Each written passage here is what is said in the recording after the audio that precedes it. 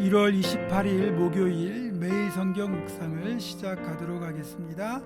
오늘 우리들에게 주시는 하나님의 말씀은 누가복음 9장 18절로부터 27절까지의 말씀입니다.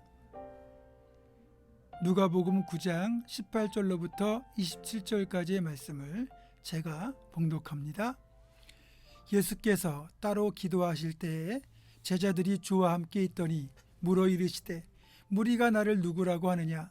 대답하여 이르되 세례 요한이라 하고 더러는 엘리야라 더러는 옛 선지자 중에 한 사람이 살아났다 하나이다. 예수께서 이르시되 너희는 나를 누구라 하느냐? 베드로가 대답하여 이르되 하나님의 그리스도시니이다 하니 경고하사 이 말을 아무에게도 이르지 말라 명하시고 이르시되 인자가 많은 고난을 받고 장로들과 대제사장들과 서기관들에게 버림받아 죽임을 당하고 제3일에 살아나야 하리라 하시고 또 무리에게 이르시되 아무든지 나를 따라오려거든 자기를 부인하고 날마다 제 십자가를 지고 나를 따를 것이니라. 누구든지 제 목숨을 구원하고자 하면 잃을 것이요 누구든지 나를 위하여 제 목숨을 잃으면 구원하리라. 사람이 만일 온 천하를 얻고도 자기를 잃든지 빼앗기든지 하면 무엇이 유익하리요? 누구든지 나와 내 말을 부끄러워하면 인자도 자기와 아버지와 거룩한 천사들의 영광으로 올 때에 그 사람을 부끄러워하리라.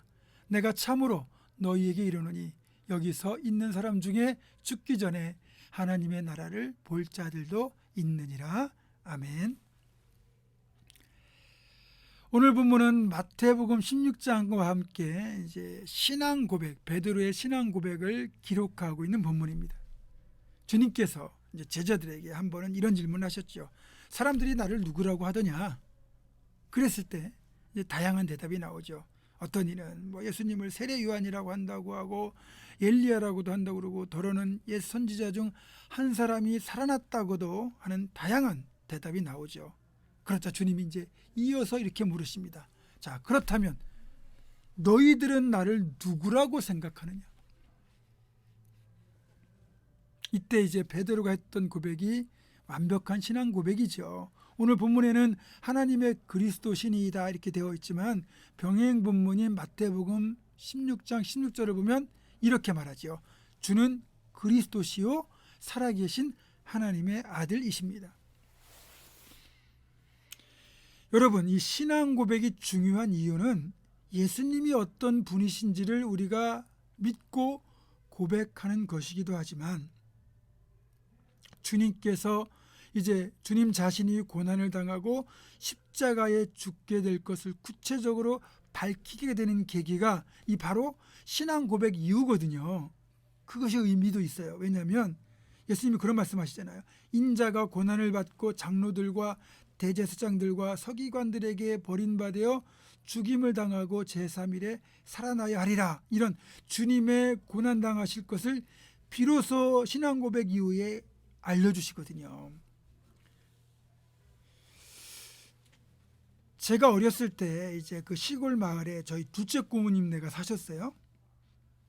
제가 이 둘째 고모를 엄마 다음으로 좋아하고 따랐었는데 나중에 나이가 들어서 우리 고모에게도 아픔이 있었다는 사실을 알게 됐어요. 제가 20살이 넘었을 때 어느 날 이제 어머니와 대화를 하던 중에 어머니가 이 둘째 고모님과 관련된 이야기를 하나 들려주셨어요. 지금 그 둘째 고모님이 이제 인물도 좋고 성품도 자상한 남자랑 결혼해서 신혼의 단꿈에 젖어 있던 어느 날 갑자기 남편이 사고로 세상을 떠난 거예요. 그래서 젊은 나이에 과부가 된 겁니다. 마침 옆 동네에 역시 이제 상처에서 혼자 살던 젊은 호라비가 한 명 있었고 둘 다 이제 자녀가 없었어요. 그래서 이 외로운 두 사람을 이제 재혼을 시켜가지고 가정을 이루게 만들었고 두 분이 제가 어릴 때 살던 그 시골 마을에서 살림을 차리게 된 거죠. 사실 그렇게 이제 재혼하신 고모부 되시는 분은 마음은 참 좋으신 분인데 이 표를 잘 못해요. 그러니까 좀 표현하는 게 서투른 분이다 보니까 겉으로는 막 야단치고 그런 분인데, 저는 이제 워낙 이제 고모하고 고모부를 좋아하니까 그 집에서 가서 살다시피 했어요. 근데 이제 이런 과거에 아픔이 있다는 걸 몰랐죠. 만약에 어렸을 때 이 사실을 알았다면 제가 그렇게 두 분을 가깝게 대하고 좋아했을까? 아마 어려웠을 것 같습니다. 부모님은 그런 저를 배려하셔서 제가 어렸을 때는 그 얘기를 안 해주셨던 것 같아요. 그런데 성인이 되어 이제 그 얘기를 듣고도 충분히 뭐 그 상황을 이해할 수 있는 나이가 되었다 싶었을 때 비로소 그 얘기를 해주신 거거든요. 예수님도 사실은 제자들에게 이 순환에 대한 말씀을 처음부터 못 하셨잖아요. 제자들이 이런 신앙 고백을 하게 된 것을 보고 비로소 이제는 고난받을 것을 얘기해도 되겠다 싶어서 말씀하신 거예요. 목회를 하다 보면 정말 성품도 좋고 성실하고 신뢰가 가는 성도들이 있어요. 그러나 아무리 그분이 그렇다 하더라도 영적인 부분이 갖춰지지 않았다면 일을 함부로 맡기면 안 됩니다. 제 경험상 이렇게 지켜보니까 규모가 좀 적은 교회에서 많이 하는 실수 중에 하나가 뭐냐면 이런 좀 사람의 성품, 성실함만 보고 교회 재정부 일을 맡기는 거예요. 뭐 우리 교회야 뭐 워낙 재정이 투명하게 관리되고 집행되고 있기 때문에 아무런 문제가 없지만, 이런 이제 적은 교회에서는 어떤 문제가 있냐면 담임 목사가 교회 돈을 마치 자기 돈처럼 쓰는 경우도 있고, 또 전혀 엉뚱한 곳에 돈이 많이 지출되는 것을 보게 되거든요. 그러면 재정을 맡은 사람들이 그것 때문에 마음이 상하고 시험에 들어서 결국은 실족하거나 그렇게 교회를 떠나는 경우가 있어요. 사람 보고 예수 믿는 건 아니지만 적어도 교회에서 직분을 맡겨줄 때 그 사람이 영적인 성장이 이루어진 다음에 맡겨야 그 사람을 살릴 수 있어요. 자칫하면 그 사람에게 일을 맡겼다가 사람도 망치고 일도 망칠 수 있습니다.